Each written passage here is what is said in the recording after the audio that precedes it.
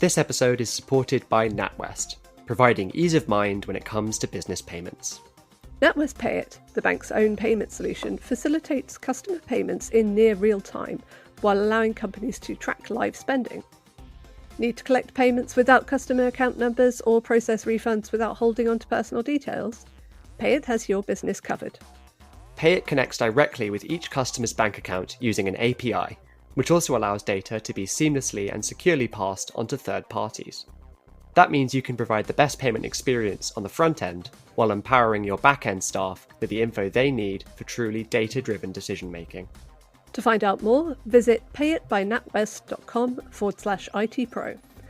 That's payitbynatwest.com/ITPro. It's the end of December and nearly the end of the year. While we'll be looking back at 2024 next episode, this week we're examining the top stories of the month gone by. Ireland's position as a premier location for data centres has led to it being described as a data dumping ground for big tech and a threat to the country's environmental ambitions. The US, meanwhile, has charged 14 members of a North Korean fake IT worker scam with fraud. And are we about to see a new surge in virtual reality headsets in the workplace? You're listening to the ITPro Podcast.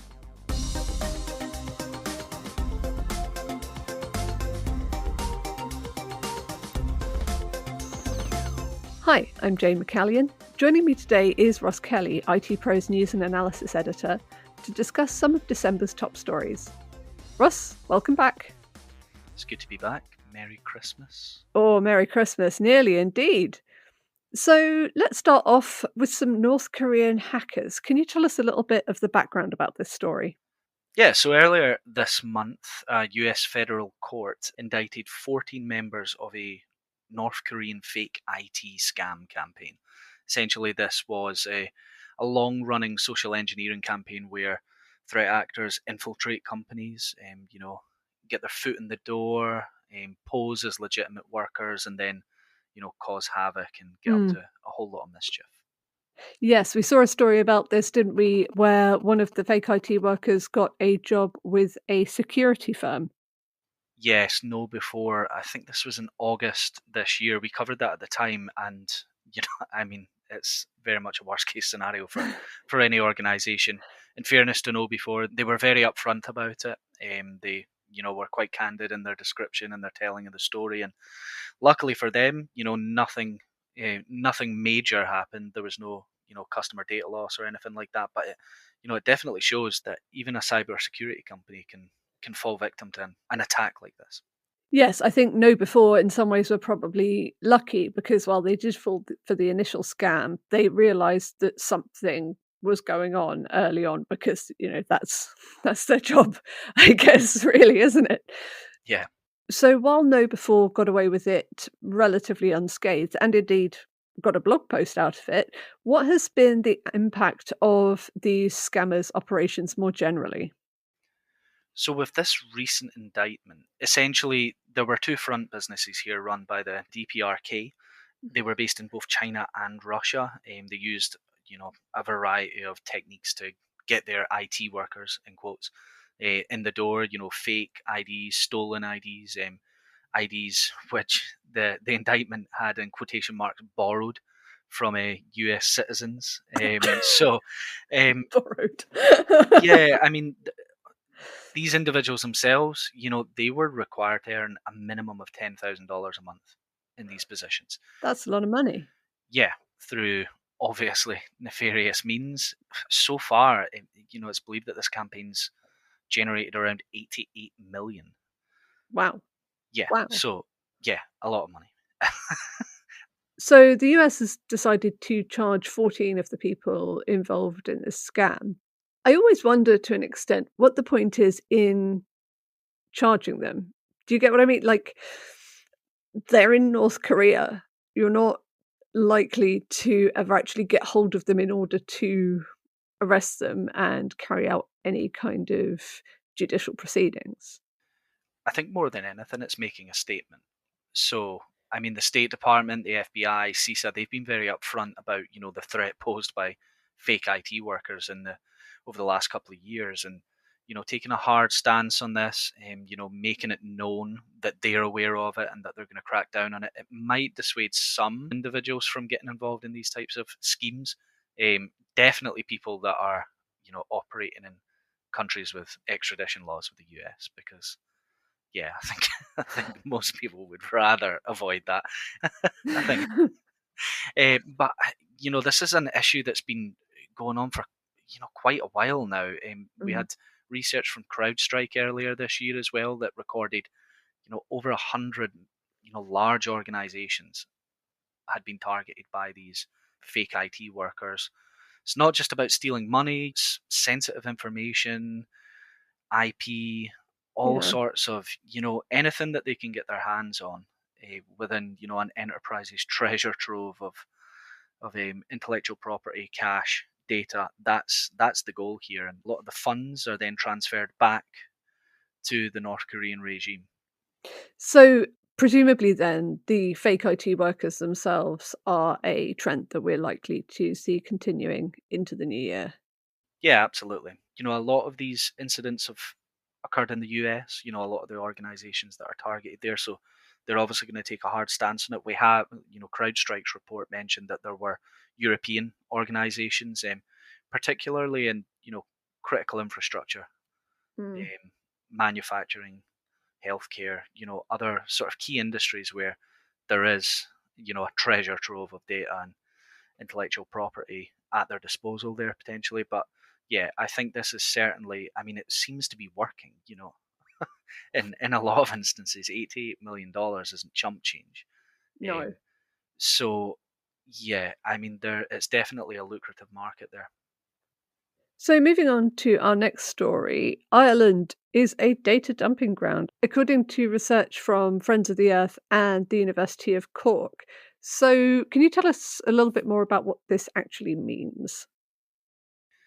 Yeah, well, Ireland has become, a haven for a lot of big tech companies, Meta, Microsoft, Google. A lot of European operations for these big US tech companies is, they're based in the Republic of Ireland. Essentially, the big issue here is around the environmental impact and, power grid capacity. We've spoken about the impact of data center operations and, their expansion on power grids across Europe, the UK, US. In Ireland, it's just the same issue. But because of the sheer scale of the industry over there, it's starting to pose some serious problems. Yeah, and data center growth is part of this as well, isn't it? So we're not just talking about the current data centers, it's the ones that are being built. Is that right? Yeah, so the report itself found that electricity demand from data centers had grown annually by around 23% since 2015. So, it's quite a significant surge there, a steady uptick. Data centers currently use around a fifth of, the country's electricity supply. Yes, and from reading the report, this has a particular impact on the country's net zero aspirations. Yeah, so essentially the report said that this could knock Ireland off course for its climate action plan. So all of the wind power generated by Ireland between 2017 and 2023 was outpaced by data center energy growth. So all of that investment in renewable energy generation, broadly speaking, it's essentially being offset. That's going to have a serious impact on net zero goals. Yeah, and it makes me think of one of the things with a lot of the big vendors who are involved in data center infrastructure. They like to talk up how green their infrastructure is, how sustainable, how efficient it is. But that doesn't mean an awful lot if your sustainable, efficient data center hardware is using the equivalent of all of the renewable energy. It doesn't matter if it's on top of what already exists. Exactly. I have to say that I am a little bit perplexed by Friends of the Earth and University of Cork talking about Ireland being a data dumping ground, because when I first read that and first read the headline, I thought it meant organisations have put loads of data into cold storage, or they've got stuff that's not really being used anymore in some cloud data centres in Ireland, and that's what's going on. But it seems to be more kind of just there are a lot of data centres in Ireland and more are coming. Yeah, I think there has been a little bit of pushback against big tech in Mm. the Republic of Ireland for a little while now, and I think there's been a few grumblings there.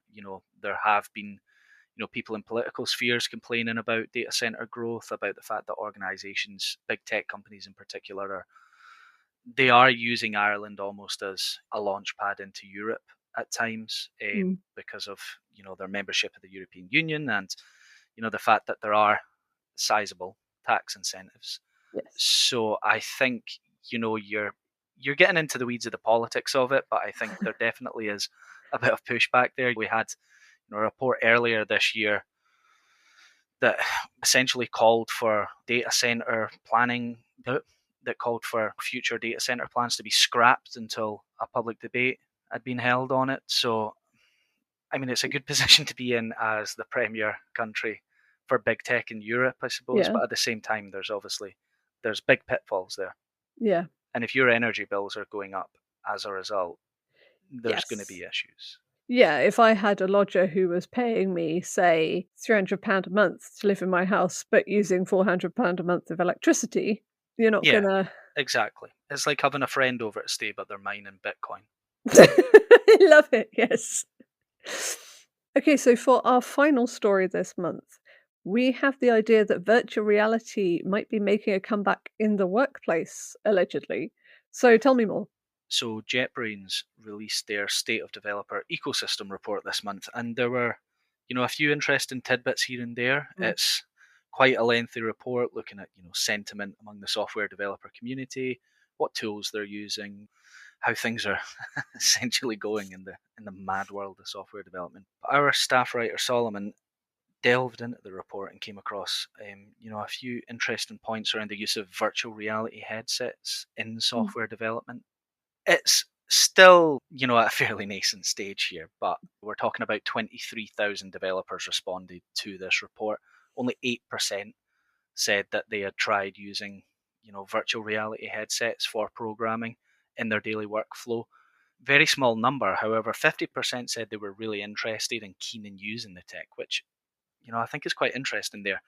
Big aspect of this is around productivity and data visualization, which a significant portion of respondents said were the big appeal here. Perhaps not the next big trend in software, but I think there's definitely something there. I'm going to out myself now as a big old cynic, as probably regular listeners will have gathered by this point. I just feel that every so often we just get a new sector or a new job role where VR is going to apparently completely revolutionize how these people do their jobs. And it's people working in manufacturing, or it's surgeons who can practice before they ever cut someone open in real life, or a pilot who can use a VR headset to do their simulations rather than just sitting in a pod or whatever. And I'm yet to see any of these really come to fruition. Feel free, listeners, if you know better than me on this, to get in contact. But I just feel like VR, to a great extent, and AR even more so in some ways, are a solution looking for a problem.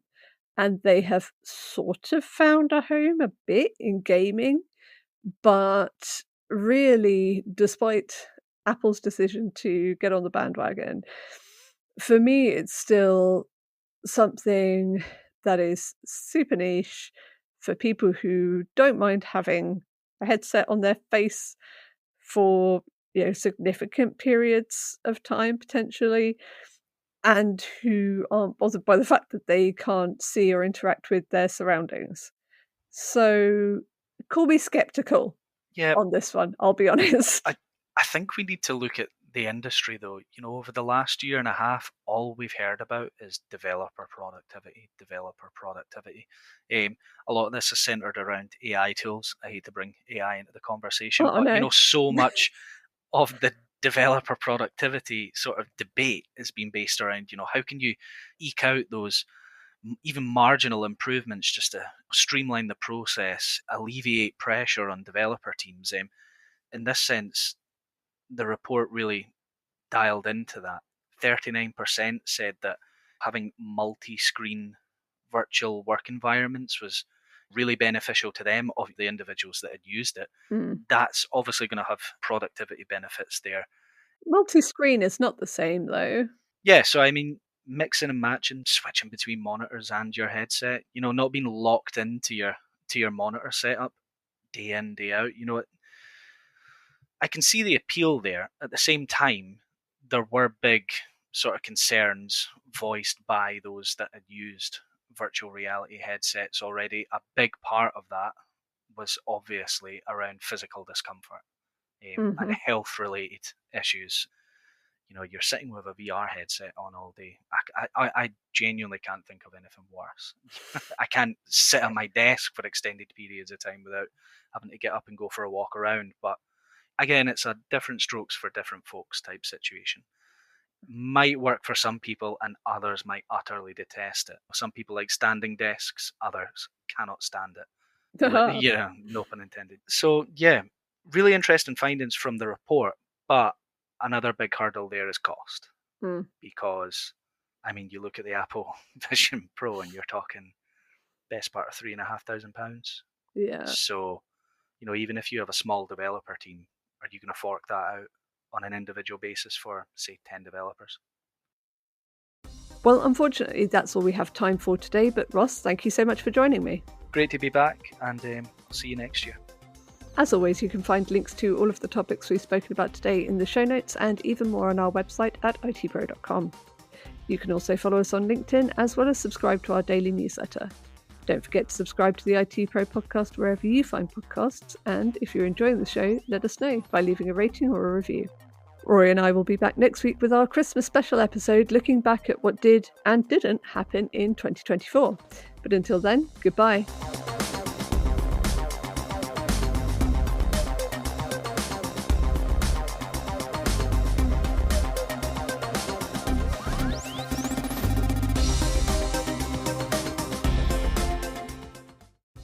This episode is supported by NatWest, providing ease of mind when it comes to business payments. NatWest Pay It, the bank's own payment solution, facilitates customer payments in near real time while allowing companies to track live spending. Need to collect payments without customer account numbers or process refunds without holding on to personal details? Pay It has your business covered. Pay It connects directly with each customer's bank account using an API, which also allows data to be seamlessly and securely passed onto third parties. That means you can provide the best payment experience on the front end while empowering your back-end staff with the info they need for truly data-driven decision-making. To find out more, visit payitbynatwest.com/ITPro. That's PAYITBYNATWEST.com/ITPro.